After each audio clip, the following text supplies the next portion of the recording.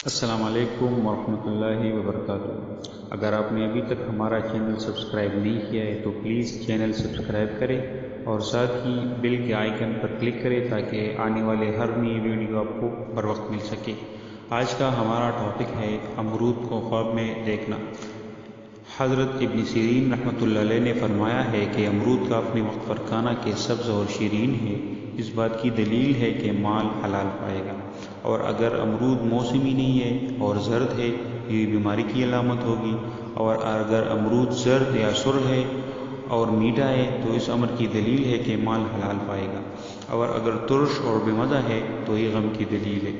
حضرت ابراہیم کرمانی رحمۃ اللہ علیہ نے فرمایا ہے کہ امرود سبز اور شیرین موسم میں دیکھنا اپنی مراد کو پانا ہے، اگر کہیں تو بھی نفع کی دلیل ہے۔ حضرت جعفر صادق رحمۃ اللہ علیہ نے فرمایا ہے کہ خواب میں امرود کا کھانا 5 وجہ پر ہے: مال حلال، تونگری مطلب زیادہ مالدار یا زیادہ دولت مند، 3 نمبر عورت، 4 نمبر مراد کا کھانا اور 5 نمبر نفع۔ اور اگر دیکھیں کہ بادشاہ امرود کھاتا ہے تو یہ اس بات کی دلیل ہے کہ جس قدر کھایا ہے اس کے مطابق کسی بزرگ مر سے نفع پائے گا۔ تو یہ تھا آج کا ہمارا ٹاپک۔ انشاءاللہ نیکسٹ ٹاپک کے لیے ابھی اجازت دیجیے، اپنا خیال رکھیے گا۔ اللہ حافظ۔